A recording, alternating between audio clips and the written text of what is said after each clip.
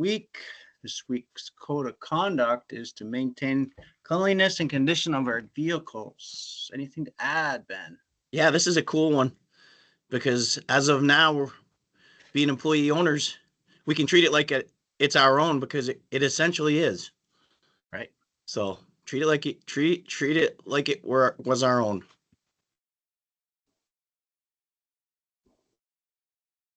All right, good job this past week. Added 7 counts to our recordables, first aid, and incidents. So good job this week. Let's keep it going. Let's start today with a good JHA and follow best practices to work safe together as a team. Tom, any safety shout outs this week? Did you hear anything that you want to add? Oh, just that we all seem to be doing pretty good in terms of PPE. So keep that up. Nice. Thanks, Tom.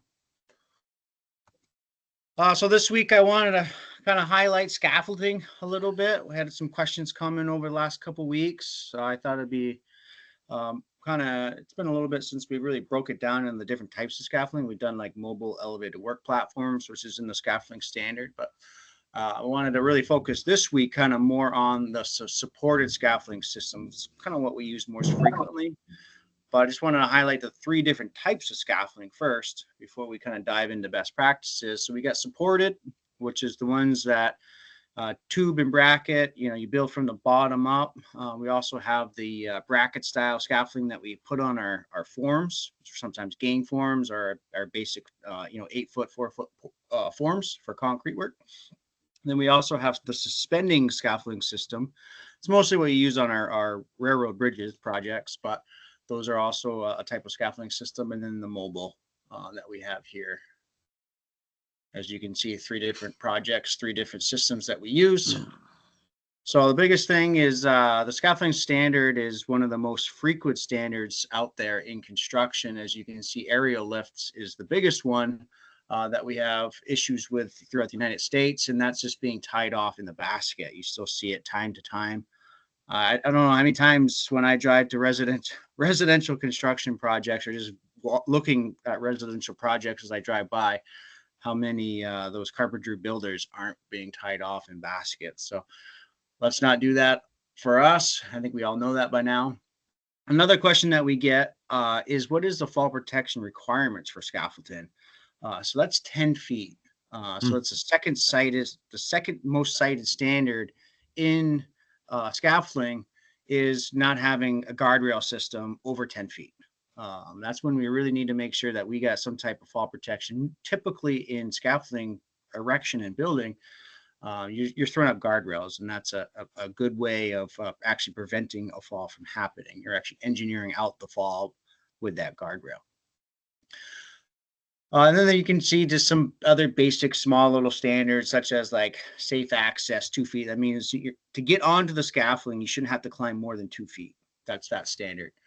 And then all working shall be fully planked. Again, that's very important for us, especially on our L brackets that we have for tying to our form work and going aerial. We want to make sure we're fully decked, not just throwing one foot of scaffolding plank down. We want to be fully decked as much as we can to protect our workers from a potential fall. And then the last training is kind of what we're doing here today. Is just highlighting getting us to highlight the proper awareness, having a basic understanding of some of the most important rules, and then working safe out there to hopefully prevent an injury from happening anytime we're working around scaffolding. So here's a couple of really good examples of the different methods that we've done in the past.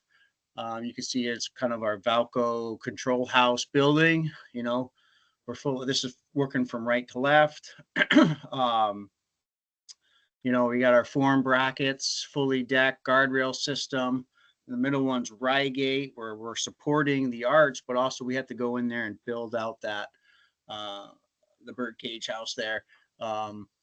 And you got it's kind of hard to see, but you can see there's ladders in there. It's one of the most things that we kind of see sometimes is we're not allowed to actually climb the scaffolding. We need good means of egress. So that means a ladder or a stair tower system that I'll talk a little bit more about.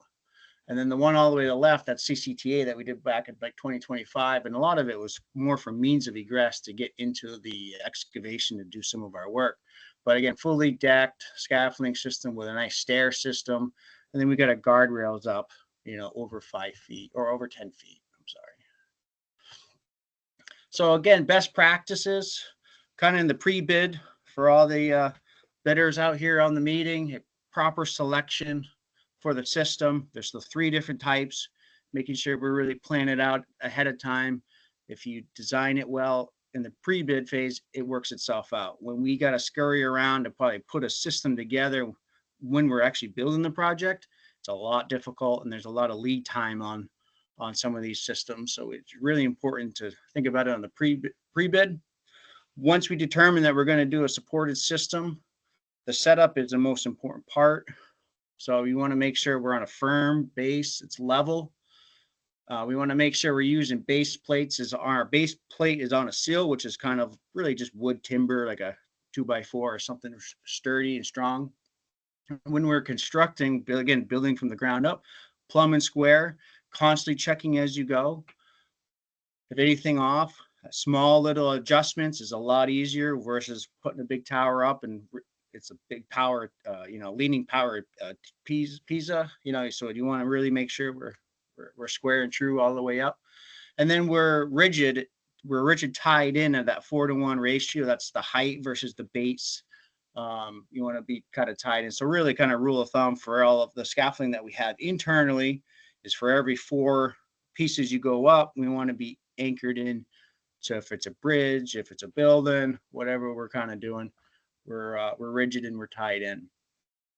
Kind of talked a little bit about the safety requirements, but just kind of in conclusion and just quick wrap up, 10 feet, got to have fall protection, guardrail systems, or being some type of anchor point with lanyards and harnesses. If we are putting up guardrails, make sure that they're 42 inches plus or minus 3. Fully decked all the time using scaffold planks. The planks will have a tag on them saying scaffold planks. Making sure that we are secured and there's no and they're overhung. Kind of minimum of 2 feet is a good rule of thumb over the edges of the scaffolding. So if they shift, an employee doesn't fall through the planking. Proper means of egress, so it's either a ladder. If it's a ladder, make sure it extends 3 feet above our landing so we can safely get off and on our ladder to access and get down from our scaffolding system. And we also have stair tower systems readily available here, and we can get more if need be. And then the biggest thing is making sure we're doing those daily inspections, something that kind of Tom and I do when we visit the sites. We kind of go through, especially the one that we've had on Richmond for over 2 years now. We check it from time to time. But again, it's just a good thing to add to that daily JHA. If you have a scaffolding system on site, just making sure that you kind of check it out before we put people on it, making sure it's kosher, it's up to par. And if there's any questions regarding scaffolding, Tom and I are available for any questions or concerns, or just to inspect or help set up any scaffolding system moving forward. That's really all I had for today's topic. If anyone has anything to add, feel free to chime in. We own scaffolding, right, Matt? Yes, we do. Not a We're- lot, but we own some. Yep. We're able to rent it. Make sure we get the base plates when you rent it. Having it on a solid footing is most important. Put some stone down. And what we see a lot is you get in a hurry and you get it up there, and then after a couple of days it'll start settling, and then it starts leaning, and then we keep using it, and that's the situation, Matt, you were talking about. Exactly. Don't rely on your rigid tie-in system that you were talking about to hold it up. That's a secondary means of keeping it vertical, right? The primary means will be a good solid footing. Correct. Yep, and I noticed that we get a little bit more lax on the residential job sites when it comes to our scaffolding and stuff like that. And VOSHA has really been hammering down on the residential sites a lot more this year. So keep that in mind. Yeah, the single 2x12 with no guardrails way up in the air is not acceptable for them. That's an easy one for them, right, Matt? That is, yeah. Layup. Yeah. Okay, I'm gonna share the email. You guys can hear me okay? Yes, we can. I switched to my to my old backup computer because it has the best microphone. The newer computer that I got doesn't do it. Can you see that okay? Is that large enough? If you could zoom in just maybe a little bit more. Yeah, let me do that. I wasn't quite sure how you guys zoomed in on this, but let me how's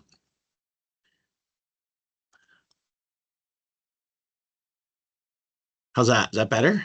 Yeah, that's good. I didn't want to make it so big, large that we can only see a little sliver of it. So it's been 1 week. I changed out the logo here to add the new ribbon, 100% employee owned. So that's kind of cool. So it's amazing how time goes. It's been one full week of employee ownership, which brings me down to the announcements. So I put a little bit of this in print this week. Let me move this up. So as everyone hopefully already knows, Engineers Construction is now 100% employee owned. So a few bullet points to memorialize it. We talked about it last Friday, but the employee ownership was created in accordance with our newly formed ECI stock ownership plan. That's what ESOP stands for. There will be documents that we're going to all get so we can read all about it. But that's basically the means by which ECI became employee owned. So all ECI stock, it used to be owned a little over a week ago. It was owned by Ken and Scott Pigeon.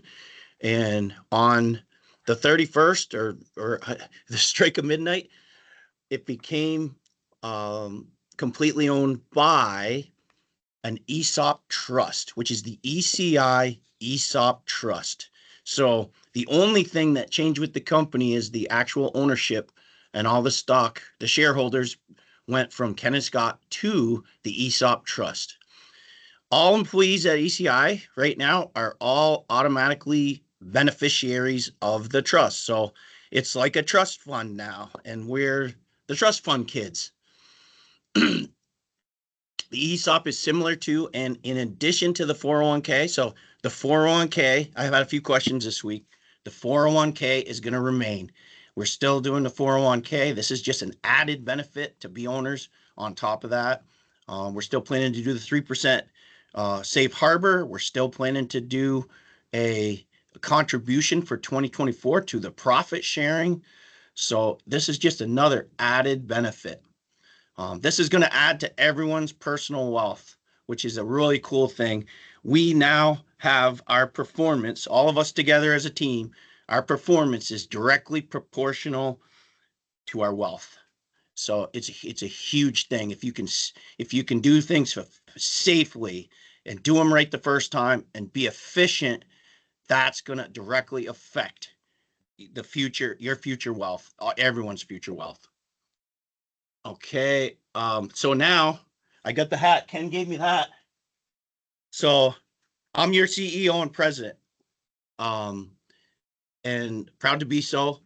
And our leadership below me is we're remaining the same. We're gonna run the way that we've been running because we purposely have worked the last 5 to 10 years to build this culture into the right culture to become an ESOP. There was a lot of testing and a lot of things that we did, and we had the consultants looking at the different ways that we needed to run, and we're in a perfect situation right now, moving forward to have this ESOP. So that's kind of why maybe it makes a little more sense to you now that there isn't a lot of change because we purposely have done this. Which is really a cool thing. We just got to keep doing what we're doing, following our codes and our standards. And I guarantee that this place is going to be providing an awesome future for everyone that's here. So Ken Pigeon, he's going to continue on as a senior engineer working for us. He's putting in He'll be putting in his time. I see that he is here. That's good. So I'm going to approve his time for right now. I'm assuming he's attentively watching this program. So I'm going to go ahead and approve that time later, Ken. I know you're listening. And Scott has retired. And I don't know if we are having a formal retirement party. We kind of had a big celebration last week, but if anyone sees Scott around in the coming weeks, I know he's cleaning some stuff, some stuff out of his office because he's going to be moving on to some different things. And so if you see him, go up and shake his hand and thank him for his service and thank him for helping to create and having the vision with his brother to create the ESOP. Thank Ken Pigeon too when you see him. He'll be around.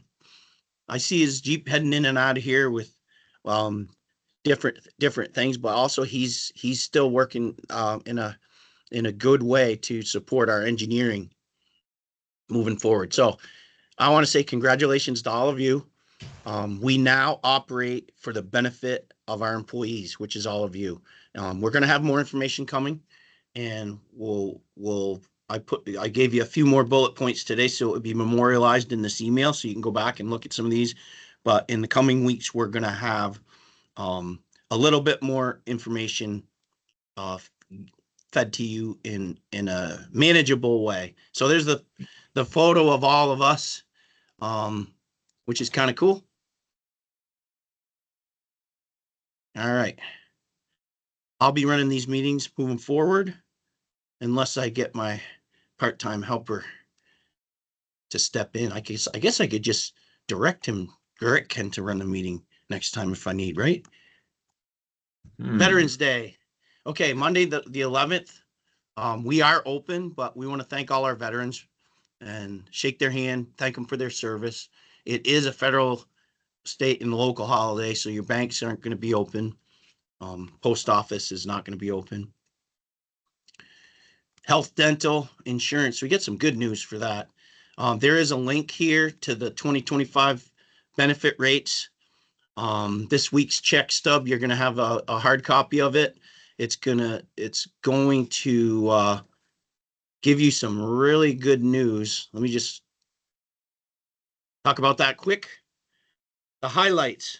Our rates are remaining the same. They're remaining flat again. I think they remained flat last year. We're not changing the rates. We've reduced the rates of the dental. So for the health, the rates for the premiums are remaining the same. We're still planning on doing a healthcare holiday again this coming year. So that's all good. The dental rates, the company is going to pick up part of them. So as you can see, the single is going from almost $11 down to $5 per week. The double for the dental is going from 20 to 13, and the family's going from 35 to 27. We added vision insurance, which is really kind of cool. There's an explanation of it in the handout you're going to get, but $10 exams, it's like a copay, and then frames and lenses and all that kind of stuff. Pretty reasonable. 60 cents for a single employee. That's 60 cents a week. It's kind of a no-brainer if you wear glasses. 60 cents. $1.50 for a double, and $3.07 for a family plan, which is really awesome. The other big news that I know that Orzelak's going to cheer about is the deductible. Deductible is going down another $1,000 for everyone. The portion of the deductible that you pay as a single is going from $4,000 down to $3,000. So that's going to be another $1,000 potentially of savings. So there's a link to this in our email, which is right here. Whoops, hold on. Gotta get that back. Now I understand the challenges of running this. Right here, 2025 benefit rich. You just click on that, and that'll give you a link directly to that document. So we're going to have online enrollment happening soon. The online enrollment is going to allow us to sign up for all of our benefits. In a future email, we're going to help everyone get onboarded. It's just a really cool way to interact with the company and to check out your selections on the benefits. We're going to have Veronica, Melanie, and Gina all working together to help us to get those set up. So I haven't done it yet. I'm going to be one of the guinea pigs, so I'm assuming in the coming weeks this is going to be happening. The other announcement we have is winterizing equipment. I know the last few days have been pretty warm, but we're going to have to winterize that equipment. Don't leave, if you got pumps and hoses, drain the hoses, make sure to drain the pumps, and make sure we don't freeze anything up. Because that's the real danger this time of year, is splitting out a pump or something like that, where Elliot and Billy will have to rebuild it. So the other announcement we have is the new preventative care rewards program. So if you've had an annual physical this year, give your proof to Melanie or Gina, or if you have questions, if you're in our insurance, or if you've gone to Champlain Medical, they probably already know it, but check in with them. There's going to be a $50 gift card for everyone that has had an annual physical this year. This is part of our wellness program. And it's really cool because if you are entered into, the $50 card portion, they're going to have a raffle for a $250 gift card. The ECI Buck Pool, hosted by, I think, Matt Saganowicz. You're in charge of this. 16-day rifle season only. The largest buck takes all. He's got a score system where you get a point for every pound dressed, plus you take the square of the points. Pretty cool. Also, Mike Lawyer Foundation is donating a second place prize, which is exciting. Yep, I see that. That's the addition that you guys made last night. Yes, it's a gift bag that he's donating through the Mike Lawyer Foundation, and it's pretty exciting to have that as a second place prize. So you gotta get to Matt by next Friday, right, Matt? Yes, sir. What do we do? Call you, or just call me? Come see me. Whatever you guys need, I'll make it work for you guys. You gonna give us a receipt for our $20? Yes, I'll definitely. Didn't I already give you 20? I'm not sure. I don't think you did. I didn't know you hunted. I know. So Ronnie Johnston won it all last year, and yep. I hope to get somebody else to win it this year. Sorry, Ronnie. So Ken Pigeon would say you better take a picture of it too, so we can have proof, but also that we can show it show the winner. Absolutely. Thank you, Matt. And that's only open to ECI employees, Matt, correct? Yes, sir. Okay. There's a link to the ECI primary care wellness program summary, which is on this email. You guys can feel free to click it. And if anyone, yourself or your family members, anyone in your household needs any type of assistance related to our employee assistance program, anyone in your household is good to call them up, tell them that this is ECI, that you're with ECI, or they live in an ECI household and they'd like some assistance. We've had a lot of activity with the EAP this year, which has been really good for everyone, and it's all confidential. We just know that it's being used a lot. The company doesn't have any details on anything that you deal with that program. So next we have, I believe, Jesse Lumber. Are you on? Are you doing this today? Yeah, Ben, can you guys hear me? We can hear you. Would you like me to kind of scroll? Yeah, you can scroll if you want. That'll work. Okay. That'll work. All right, perfect. So Granite City Apartments. So ECI was contracted by EF Wall, a general building contractor from Barrie, Vermont, to perform the site work, concrete and paving for the Granite City Apartments project at two separate sites. The owner is Downstreet, who partnered with Evernorth to rehab the old Ward 5 school in two buildings on Brommer Street to turn into 27 affordable homes and apartments. ECI began the work at the end of April and will be completed the scope of work by the end of November. The two sites had limited access and very little room to maneuver equipment, as there were several trades working on the interior and exterior of the structures. And both structures at Brommer site remain occupied during construction. These required tedious coordination with tenants as ECI reconstructed both parking lots. Brommer sites included storm drain, piping structures, new underground power, 2 separate decorative precast block retaining walls, which were supplied by Camp Precast. The concrete division formed and poured 2 large retaining walls and 2 sets of stairs, all of them which included 105 cubic yards of concrete, 685 feet of concrete sidewalk, which was also placed as well. A large portion of this curb was very difficult to help surface drainage at the site. Let's see, ECI paving division came in after all site work was completed and fine graded both parking lots. Sorry. 400 tons of base and top paving and finished off with paving markings by Scott line striping. Wow, cool. So I'll go go ahead, through Ben. the pic. Want me to just scroll through the pictures for you? Yeah. So the first picture, that's Scott Preston. He's running the 75. We started to tear down the first retaining wall. There is 2 retaining walls on the east side of the building and the west side. The second picture, that is Joe Prouse. He's running the other 75. We already tore down the other retaining wall. He was starting to dig for the footings.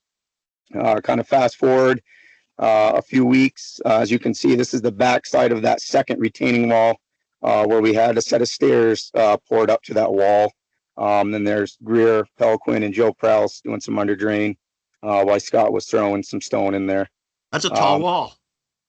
Yeah. Excuse me. Yeah, it was like 16 feet tall. Wow. Then the next one is you got the concrete guys. Trevor, those guys were great. They came in and really dialed in the stairs. And that's kind of sitting down at the Brommer 1 parking lot looking up. So there's 2 set of stairs. Right where that mini excavator is, there's a patio, concrete patio that they also did as well. That kind of butted up to our retaining wall that we built inside the bank. Did you guys do that stacked, cool looking wall up there up to the right? Yeah, we did both. That's awesome. Both set of retaining walls. Yeah, it was a little funky. The design kind of showed us to build it into the stairs, which obviously there had to be a little bit of a radius to it.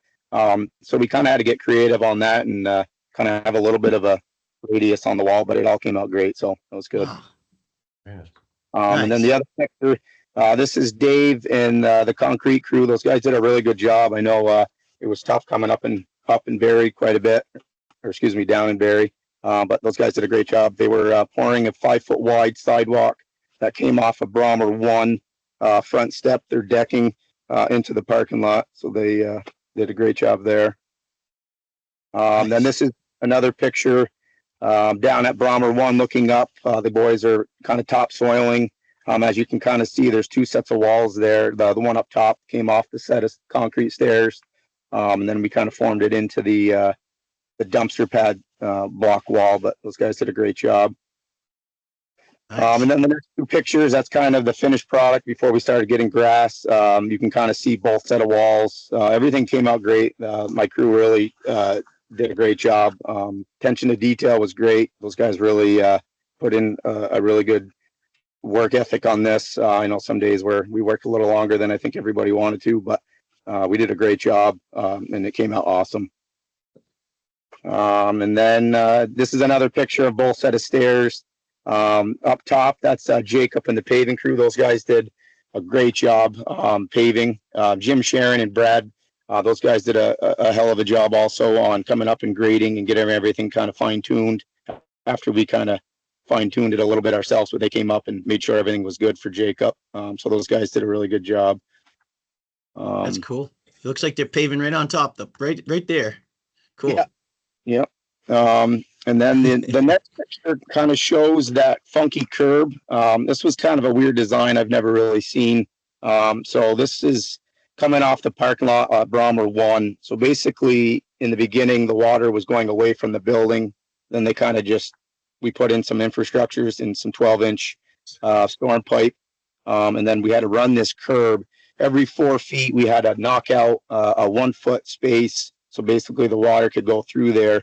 It's hard to see in these pictures, but it's a little bit of a sediment pond where that water kind of falls into the ponds, the ditching there, and then goes into the structures and then goes out the 12-inch pipe. But pretty funky. But those guys did a really good job.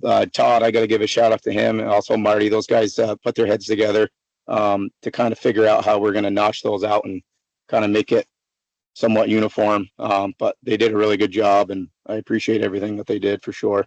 Nice. And then the last two pictures, this is kind of the end of it. The paving, the tenants are parked back in there. The lines are all up, which is great. Grass is growing. They did install some trees along the banks and stuff, so that all came out pretty good. So I was pretty happy with that. Nice. All right, so then the other section of this job, we had to go to Ward 5, which is right down the road and up another hill.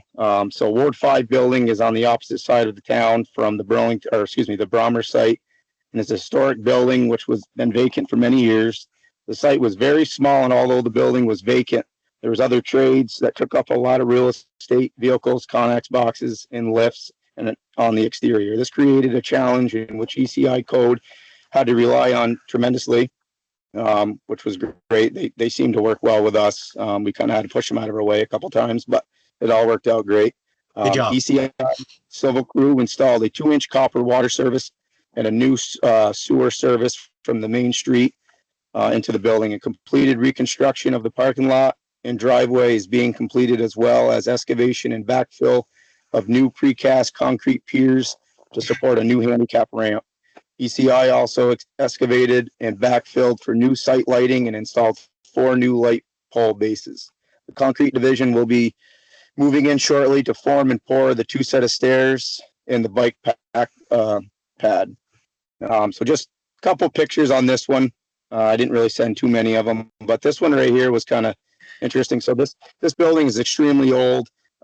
So their frost walls, or to the building, we had to kind of dig down basically 10 feet to get this water line in.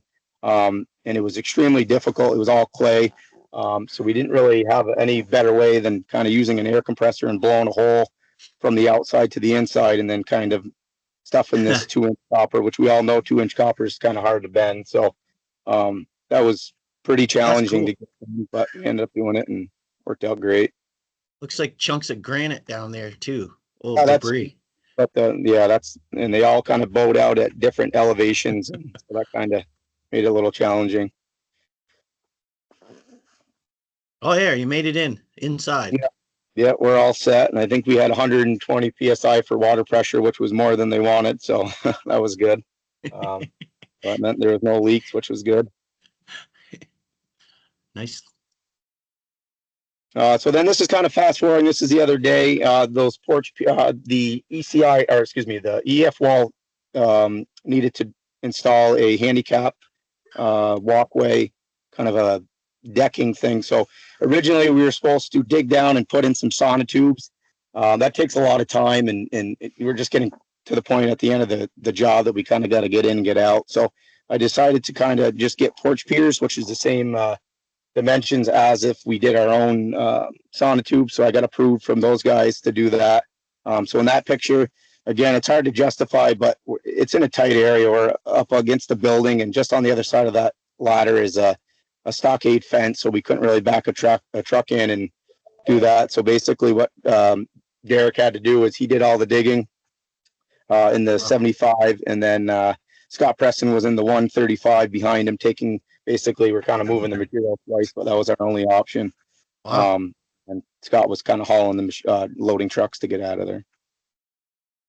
The other picture, that looks like Greer, and I believe that's Scott Preston in the 75. We started to dig for the sewer. And we had to be down. It was kind of funky. We were down like 9-10 feet deep, which was extremely deep. But that was kind of what we had to do there, which was weird. But and the next picture, another picture of, it looks like Zach, he's in the hole, kind of guiding Scott for the next stick.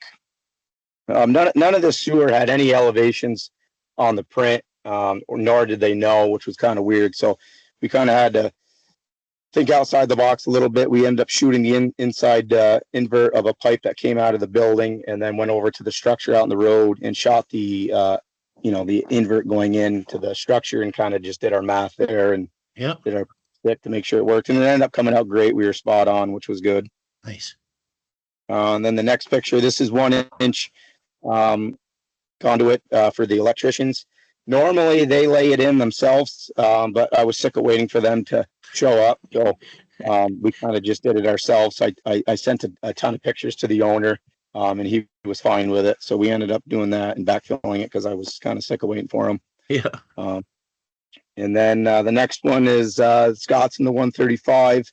He's kind of digging out the parking lot, and then I got Derek in the 75 kind of pushing him to get this parking lot done. So we're kind of doing two things at once here, which was great. And then this one was a few months back when we dug for the water line. We had to dig out in an intersection, which was kind of tough. Neighbors, obviously, this is kind of a one way in, one way out. So they kind of had to reconfigure which way they were going. The city of Barrie was not helpful at all. We kind of had some meetings with them, but they didn't want to come out and help at all. So basically what I did was I ran around and kind of talked to the neighbors and told them what we were doing and told them the scope of work and how long it was going to take. That way they were kind of in loop. Sometimes neighbors get mad if they don't know what's going on. So that actually worked out great. They were super happy. We did this in 2 days, backfilled and everything. So we were out of the road within 2 days, which was great. Nice. And then the last picture, that looks like, I believe that was Scott Preston running the hammer. Those are the last two set of stairs that we need to form and pour, which we'll be doing within the next week or two. And that was end of the job. Nice job, Jesse. And Thank you. Good Yeah, very pictures, and it sounds like that you guys did a good job at keeping all the neighbors informed. Sometimes it's tough work. You have to take it upon yourself to go out and talk to them, and I think that is a good representation of how we want ECI to be. So thanks a lot, Jess. Yeah, thank you guys. And thanks for going through this job with us. We appreciate it. Good job. Yeah, thank you guys. All right. Another job in that area, 2010 was the that GMP culvert repair we did for Barrie City. So Oh, yeah. that was a few years back. Randy Piper did that one. Yep. Yep. I remember that one was a cool job. It's kind of cool to be able to have these archived pictures. All right. So again, everyone, thank you.